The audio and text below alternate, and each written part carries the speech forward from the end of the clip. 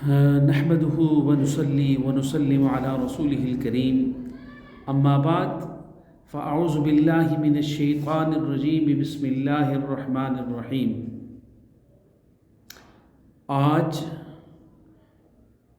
میں آپ کے سامنے درپیش مسئلہ جو اس وقت سورج گرہن کی صورت میں ہے اور اس سلسلے میں فون پر، واٹس ایپ پر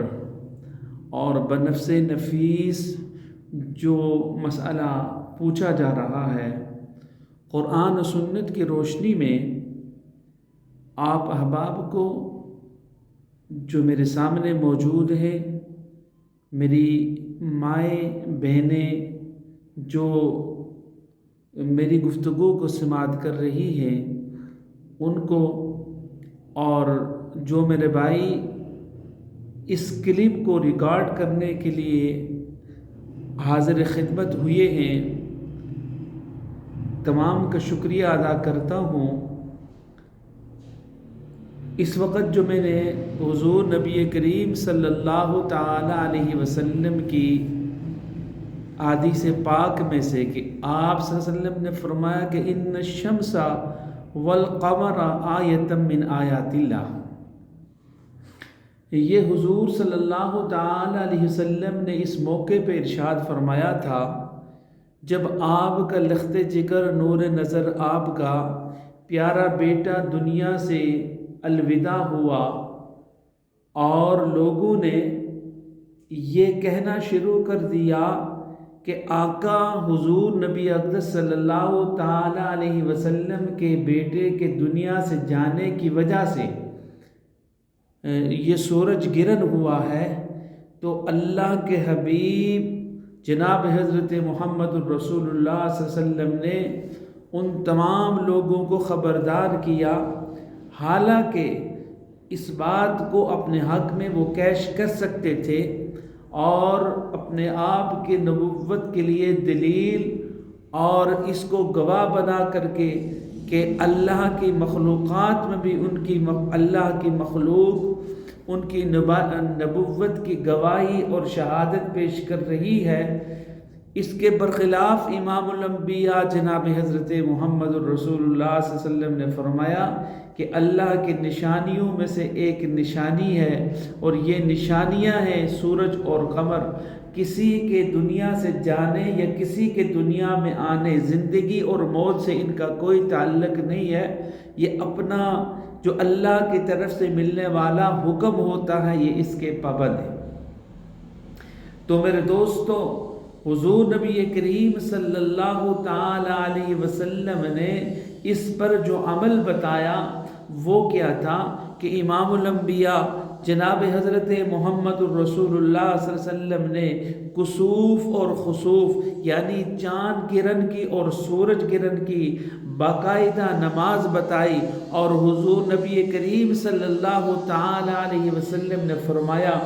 جب معمولات سے، روٹین سے ہٹ کر کے کوئی چیز پیش آتی ہے، حتیٰ کہ بارش سے پہلے ہوائیں چلا کرتی تھی، آپ صلی اللہ تعالی علیہ وسلم مسجد میں آ کر کے نماز ادا کر کے اللہ کے حضور دعا مانگا کرتے تھے کہ اے اللہ، آپ کا وعدہ ہے کہ جب تک میں ان میں موجود ہوں آپ عذاب نہیں بھیجیں گے۔ تو یہ ایک خبردار کرنا اور مطلع کرنا تھا کہ اللہ کا عذاب بھی آ سکتا ہے، اور اس وقت ضرورت اس چیز کی ہے کہ توبہ کیا جائے، استغفار کیا جائے اور صلاۃ الحاجت پڑھا جائے۔ حضور صلی اللہ علیہ وسلم نے امت کو اس طرف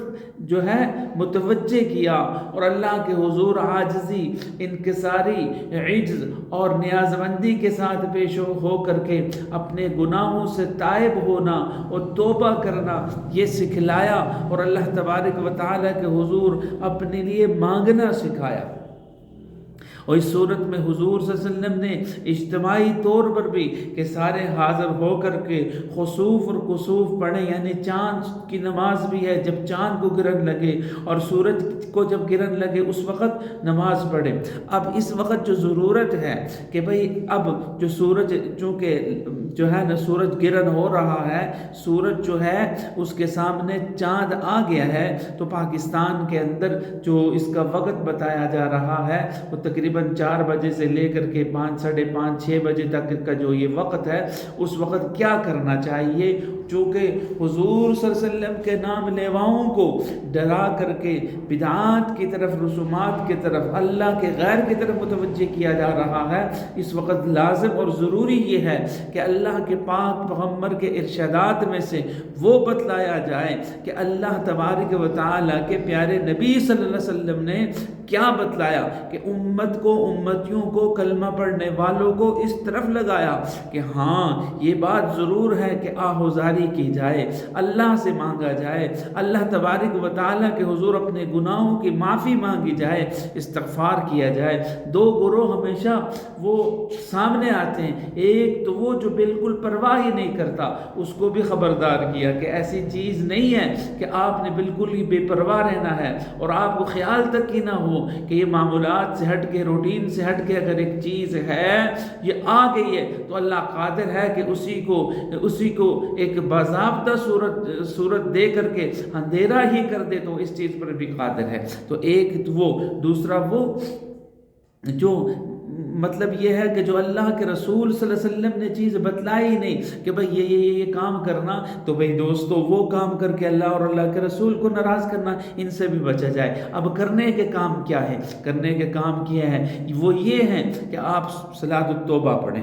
کسوف کی صورت میں نماز لمبی کریں، اس میں قرأت لمبی کریں، اور اتنی بھی نہ کریں کہ آپ کے نمازی تنگ ہو کر کے آپ سے بھاگ جائیں۔ اگر اجتماعی صورت نکلتی ہے تو بہت اچھا، اور اگر اجتماعی صورت نہیں نکلتی تو پھر اس صورت میں یہ ہے کہ آپ 2 رکعت نماز نفل پڑھیں، اللہ تبارک و تعالیٰ سے مانگیں، حضور نبی کریم صلی اللہ تعالیٰ علیہ وسلم نے سکھایا، اور اللہ تبارک و تعالیٰ سے عافیت کو چاہیں۔ اور بزرگان دین نے ایک چیز یہ بتلائی کہ آپ سورۃ قصص کی تلاوت کریں، سورۃ شعراء کی تلاوت کریں، اور پھر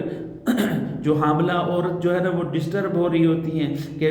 جو ہے نا یہ چیزیں جو ہے نا وہ خبریں اس طرح کی آنا شروع ہو جاتی ہیں کہ بھئی حمل کا اسقاط ہو جاتا ہے، تو یہ بھئی سورج کی طرف نہ دیکھنے کا حکم ضرور ہے۔ اور اسی طریقے سے بزرگان دین یہ کہتے ہیں کہ آپ یہ کریں کہ اور اگر آپ قرآن کی تلاوت بھی نہیں کر سکتی آپ کو تو سورۃ شمس کی پہلی آیت کریمہ ہے والشمس وضحاها والشمس وضحاها، جتنا ہو سکے اتنا پڑھیں۔ اللہ تبارک و تعالی آپ کو، مجھے اور جتنے بھی کلمہ گو مسلمان جہاں کہیں بھی ہیں تمام شرور اور فتن سے اپنی حفاظت میں رکھے اور اپنی امان نصیب کرے۔ اللہ تبارک و تعالی سب کے ساتھ خیر والا معاملہ فرمائے۔ والسلام علیکم ورحمۃ اللہ تعالی وبرکاتہ۔